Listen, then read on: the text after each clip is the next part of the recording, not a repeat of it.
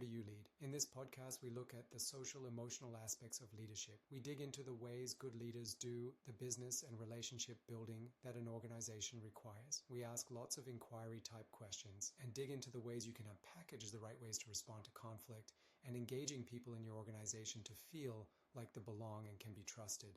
Come and join the conversations around leading groups of people and organization with an eye to create effectiveness in the work, please. We'll share stories and lessons from various experiences and connect them to larger situations where you can redo and reuse the strategies we discuss. So get ready to challenge your own thinking and be open-minded to look at situations with a different perspective. Allow yourself to engage in building an awareness and understanding of what people need in your organization to be successful. Let's get started. It's your thing. Do what you wanna do. I can't tell you what a song you do. It's your thing. Do what you wanna do.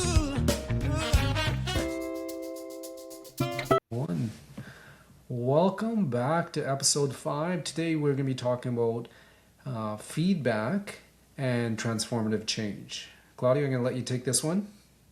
Yeah, and I mean, that's a broad terminology that we've been using, but it's really about what we talk about is assessment for learning. It's about how people take the feedback and actually use it. And in our educational realm, the two concepts that we use with children, but also applies to adults, is assessment for learning and assessment as learning. And so the as learning piece is when you, as the receiver of the feedback, the as piece, what are you going to do with that feedback? How are you going to show me that you're actually doing something? Or how are you taking that feedback, that constructive feedback, and changing your habits and your behaviors So to I improve? want to dig into that. So a lot of time in situations for assessment as learning, because it's live, it's like the person is actually right in front of you. How does someone discern between constructive feedback and criticism? Like, where does that come in? Because I've been in situations where I've given feedback or feedback from surveys, and people or groups of people will become offended or upset because they take it as criticism. So how can you tell the difference? Well, you blurred out, so I missed a little bit of that. So if you could go over that. So the difference between feedback and criticism. So, I think that something that we all deal with is when somebody says something to you, we default to the negative piece. I think that's just part of human nature. And actually, in the books that you read about psychology and so on, it's a mechanism that we actually embrace. It's like, I'm going to protect myself, so I'm going to think about this in the most protective way. And the protective way is always the most negative way. So you hear something like, I think you should be doing a better job with, the marketing strategy that we do. Automatically people go, oh my God, I'm not doing good enough. And a small phrase that allows you to change that really quickly, as an aside to, I'll dig deeper into this, is if you use the word instead of I think, if you say I recommend, that really allows the tone of the conversation to change.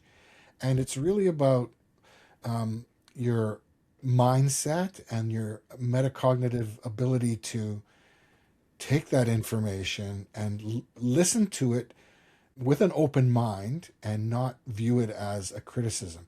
Now, that's easier said than done, because you know as well as I do, when somebody says something to you, the first place you go to is, wow, I mean, I can't believe he doesn't think I'm doing a good enough job.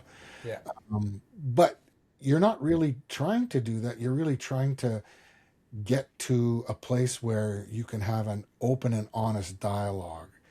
And that's where trust comes in, right? And I don't think the very first time you meet somebody do you have a critical feedback dialogue. I No. think it takes a bit of time, right? And even at that, sometimes, we'll talk about different kinds of feedback here, but I think sometimes engaging the person and trying to find out what it is that they want, and then understanding that feedback and creating the feedback loop, or the critical feedback, or the feed forward, or the wise feedback, whatever it is that we want to call it. It's having that dialogue and conversation in a trusting way where that person knows that you're being critical, but critical in the way that is supportive as opposed to condescending, Yeah, so right? the how might be, and you told me this is when you have a conversation, this, like you said, not the first conversation, but when you have a conversation,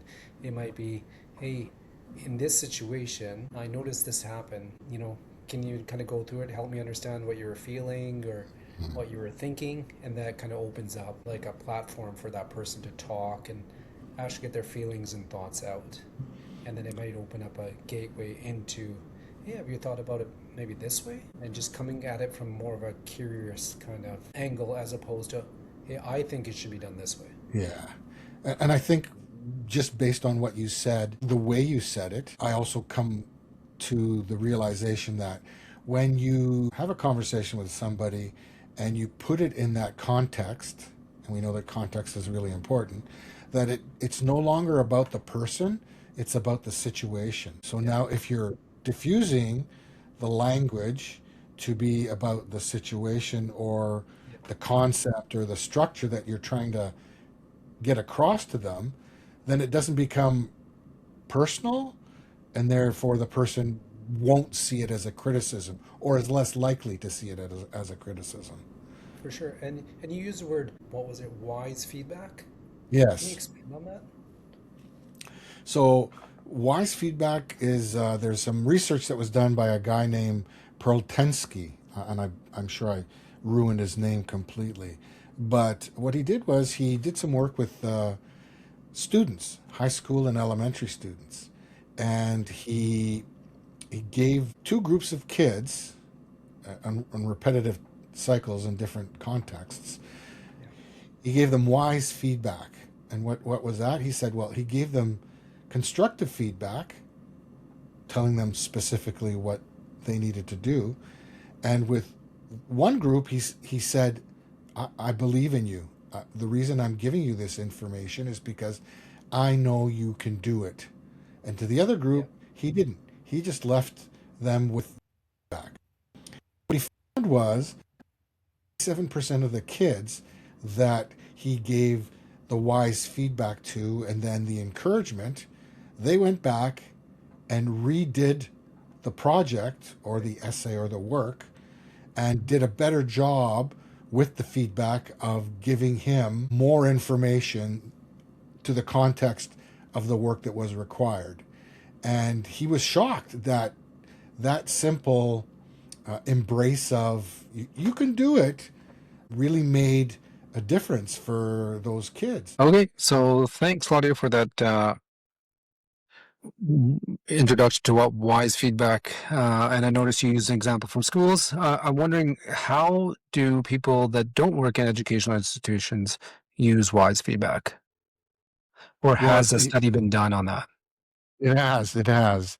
There's another fellow named, um, let me just check and see. His name is, along with the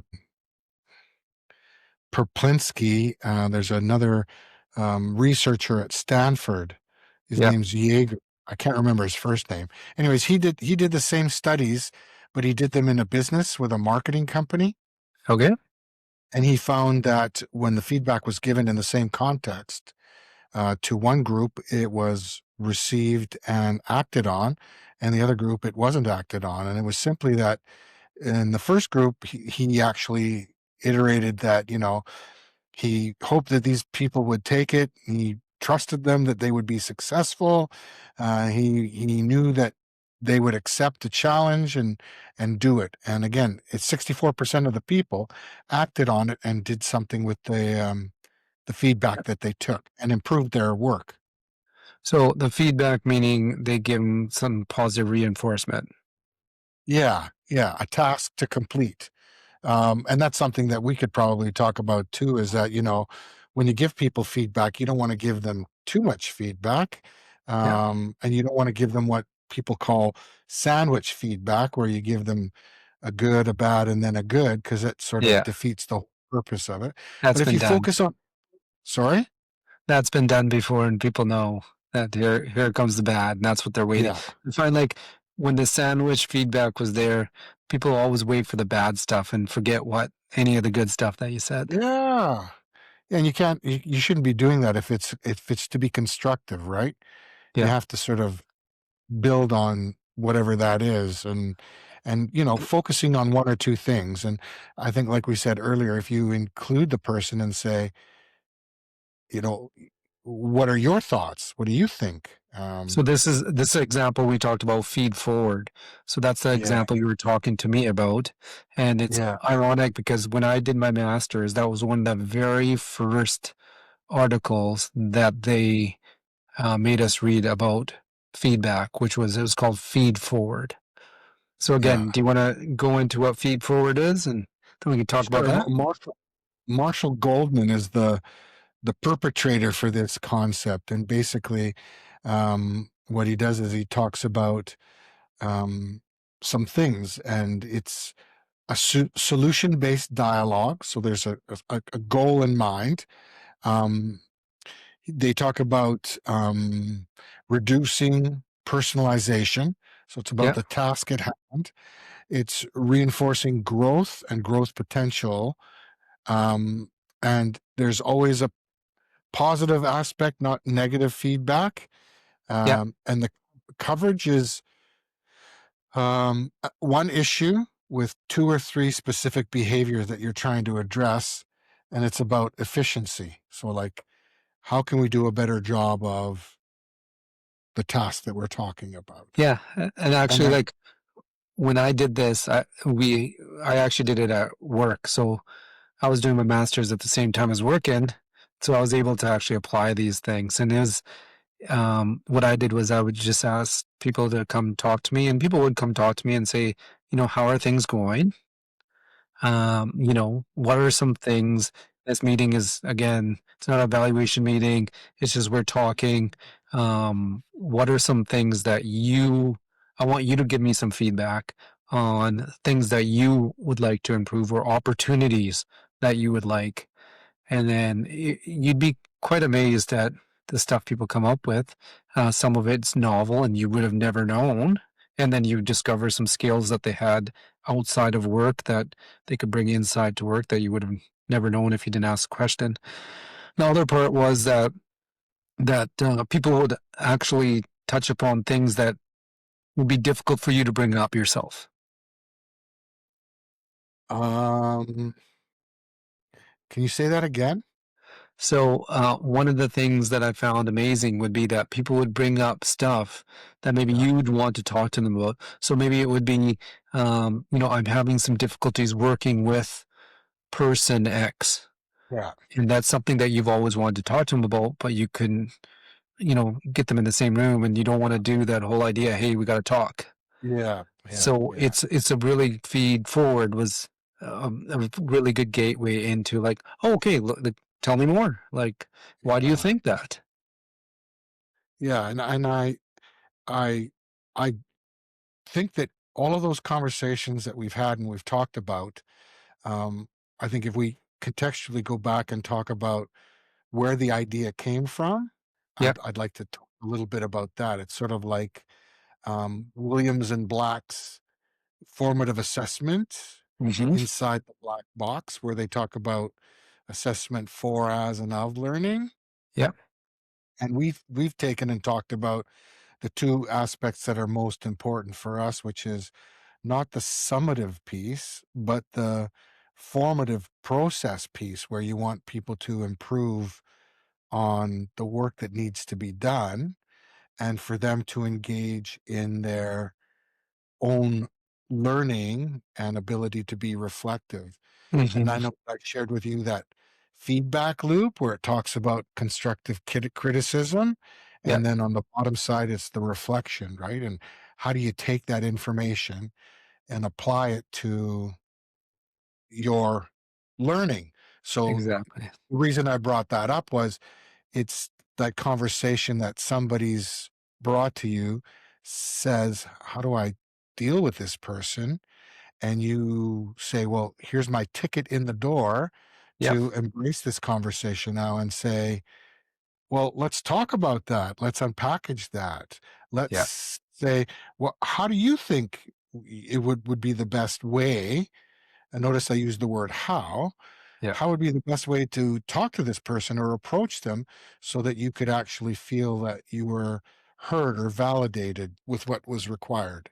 Yeah. So in my situation, I was talking to an educational assistant, and when we were doing the feed forward, she was always great. When I worked with her, she did great work. We had great conversations. Well, that's one thing I learned early in being a leader is listen more than you talk. So, and that was one of the things that she said. And when I brought up, I'm like, hey, there's this activity that I'm learning about in my master's called Feed Forward. It's giving, you tell me about the feedback that you want. And one of the things she touched upon was she gets really upset with people and then comes off the wrong way. And she keeps having these conflicts with people and they get out of hand and then she just can't stop herself and then she goes off the deep end.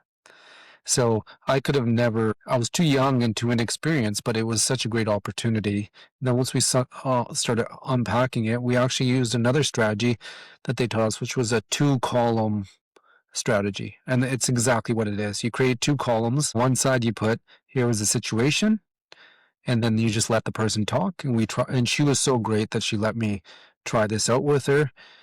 And we just got a concrete example of what she was talking about, like this difficulty that she had with this person. She felt they were arguing with her. She started arguing back. Then she was like, I'm not going to do this. So she kind of sabotaged the situation. She knew what she was doing, but she just couldn't stop. And then the second column was, what were you thinking in your head when these things were happening? So we took a pause. I started reading like a transcript of like just what she said, and then I would stop and say, "What were you thinking at this point?" And that's how we knew that when we had that conversation. But well, I just got so upset, and then I just couldn't help myself, and then I was like, you know what, I'm not going to do this, and they can deal with the aftermath. And then she started actually going into, this is a pattern in her life. And then by the end of the session, which was only 30 minutes, I had so much information about her.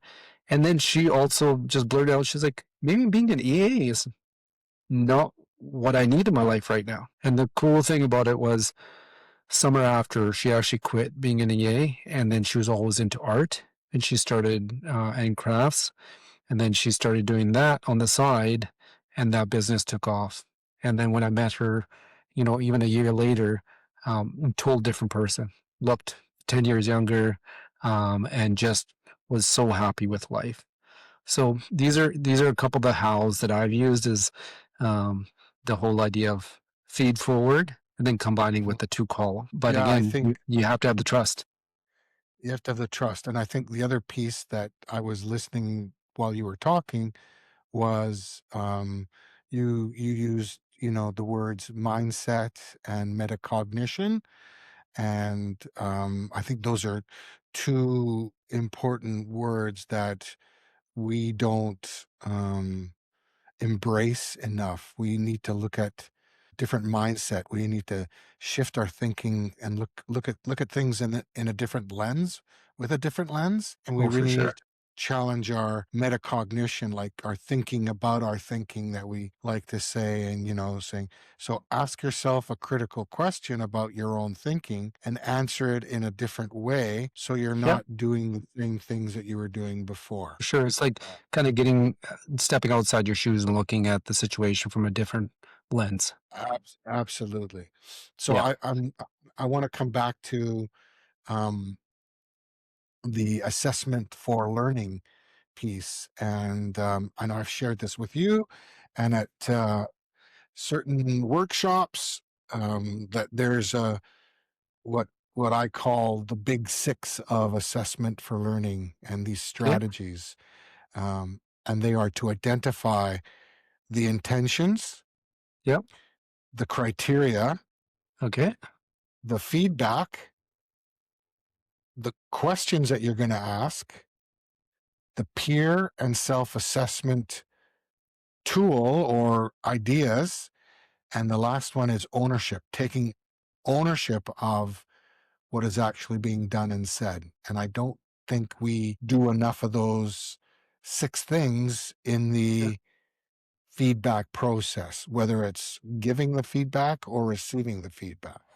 So like taking ownership, let's expand on that. Like, what do you mean? Like, could you give us an example of someone taking So ownership? if I'm giving the feedback, my ownership of that is to make sure that the person understands clearly what my expectations are, what my intentions are. Yes. So I can't say, well, you need to improve on this. You need to say, look, I want you to be successful. Yep. The reason we're meeting to talk here is so that I can give you some information and feedback. Um, so I'm taking ownership of my aspect of it, which is giving it to you. I'm Yeah. hoping that you can take it and actually action the 2 things that we want you to do to be successful. Yeah. So when it's communicated like that, now you're obligated to take the ownership and do it. And Hmm. if you don't want to do it, then me as the leader has to say, and if you need clarification, Yeah. come back and I'll help you with that. We can talk about it more. So now you're creating that loop of conversation that allows for clarity and clarification. Yeah. So it kind of reminds me of Simon Sinek, the whole idea of here was the situation. Second thing was like, here's an example of that situation. So a concrete example. And then here's my fear if this keeps going on. So again, you're not talking about the person in front of you. It's like you're doing this. You're just talking about your fears and trying to give them a little bit of a different lens into seeing the problem or the challenge from another perspective. Now, how do you know if someone is actually taking, again, let's go back to feedback and criticism, because we've been in those situations where you've done all this, and then where is that leap of faith where they're going to go back and reflect? Or is that something that you package together yourself and say, hey, look, do you have a follow up meeting with these people? Do you, or conversation? Like, how do you follow up? Yeah, I think what you just said, you say, can we meet again to talk about this? Or send an email with some information about what you discussed Yeah, so that people know that it's in your mind's eye that you're thinking about them and these things. You offer a supporting comment like, if you need any help, please feel free to reach out. And,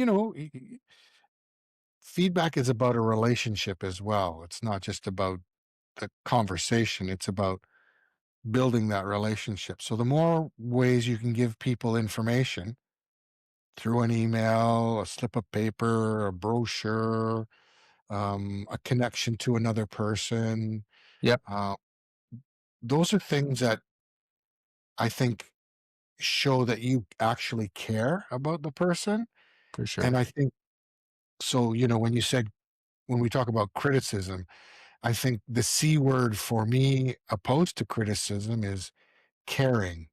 So how do we make the feedback so that it feels like or seems like or looks like it's caring as opposed to a criticism, Yeah, right? I think one of the things that I failed as a leader in the beginning, and I sometimes still forget now, is when I end these kind of conversations, I always end them with like, "Hey, you know what? I want you to really understand that I'm coming from a good place here, and I'm just trying to help and support you yourself, and if it involves other people, other people, I want you to. I just don't want this to be the end of it. So." I want you to go think about this. And then, you know what, let's reschedule in a week or let's reschedule in a couple days. And I want, once you're, uh, had time to digest all the information and let's come back and have a follow up conversation on how you're feeling and what you're thinking and how we can move forward. And just that one how piece makes such a big difference because it almost forces people into a position where they actually have to think about it. Yeah, we talked about that off camera on our own, Yeah. that, what does what does reflection really look like? Like, if I say I'm reflecting and I just action, Yeah. I don't know how reflective I really am. But if I say to you, I'm going to go away and think about this and then come back and give you some information about my thinking, then that's more of a reflective kind of a process by which you can actually gauge the relationship that you have with that person and how authentic they are in receiving the information that you've given them. Yeah. And so like for me, I learned a long time to use the Kolb's model of reflection. So I know we've talked about this, is I actually used to diarize, but now I can kind of do it in my head. Is here was the situation. So I just let it all out. Here's how I was feeling.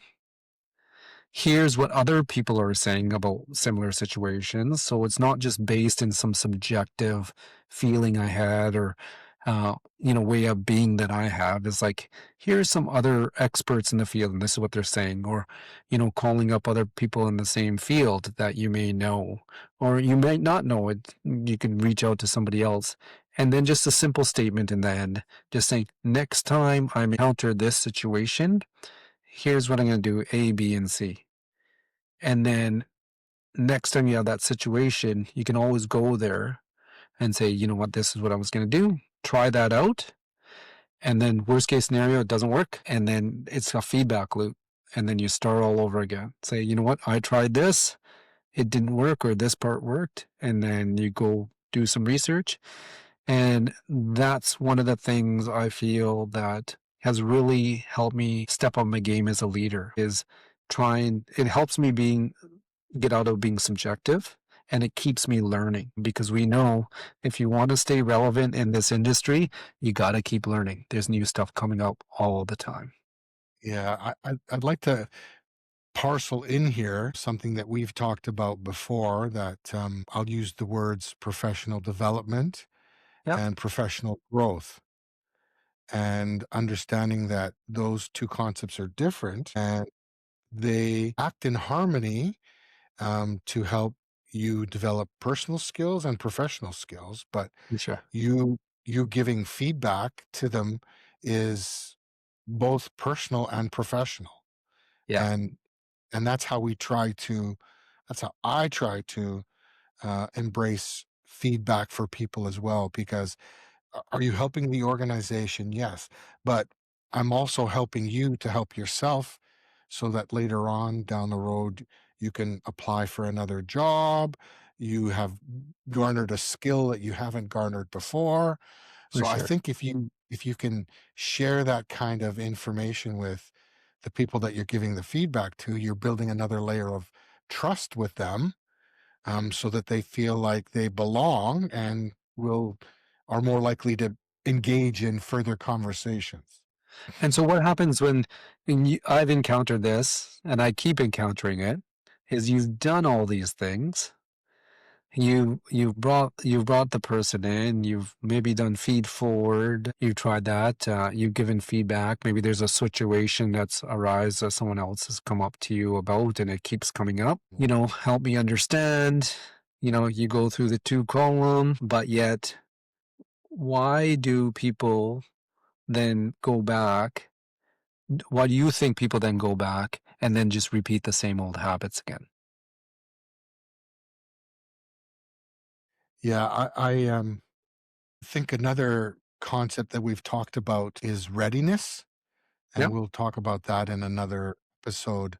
But I think we often assume that people are ready to receive all of that, Yeah. and they're not, based on the personal trauma, their upbringing, things that are going on in their life. So I think sometimes we have to be forgiving and let go, and sometimes you just have to say, my work here is done and I can't do any more, and that's the end of that relationship. For sure. Sometimes you're not gonna win everybody over. And No, so no, definitely that's the not. reality of life. Yeah. So, I mean, there's nothing wrong for new leaders that are coming into it. Is if you've lockstep this in couple conversations, and you've asked them to come back and talk about this, at another time, just to kind of have some closure and let the thoughts and ideas ruminate, and then come back and actually have a meeting. If they come back a number of times, say, and you're not getting the result that you want, or there's some sort of block there, there's Mhm. no hard fast rule for leaders. You can put some boundaries out there. You can say, hey, look, we've had these conversation. I'm still have these observations coming in.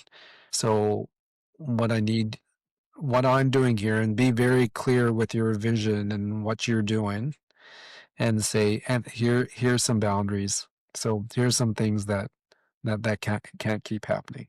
And that's okay to say.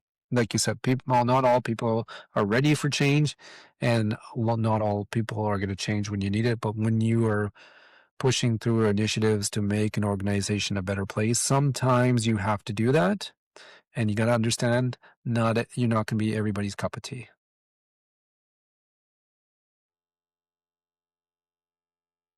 I missed that last little bit. Can you say it again? I said, you have to understand as a leader as you go on that you're not going to be everybody's cup of tea. No. And again, we I think a leader looks for consensus, Yep. but you're never gonna get consensus. You're Hmm. never gonna get percent of the people to say, "Let's do this." You'll get 60%, 70%, and Yep. then you coach or work with the other 30%, For and you sure. try to understand and work along, but you're never gonna get you just have to keep doing what you're doing, and if you're an authentic leader, people will understand that and buy in, and if they don't want to, well, then they buy out. For sure. For sure. So, just to wrap this session up, we talked about feedback, we talked about criticism. What is feedback? What is criticism? The hows. I'm just going to quickly go through the hows. So, there is feed forward. That is when you're asking another person, hey, what are some things feedback that you want on? What is some feedback I can get you to leverage the skills that you have, or things that you might want to work on? The wise feedback. So wise feedback is adding that little bit of encouragement, adding that little bit of, I know you can do this. We talked about 2 column. So that's, you create a column, just the narrative of what's happening, take a pause, then you start reading it from like a transcript, and then you have the other person then tell me what you were thinking in your head at that time after you read a few things. What else did we have? Did I miss anything? I know we missed one more.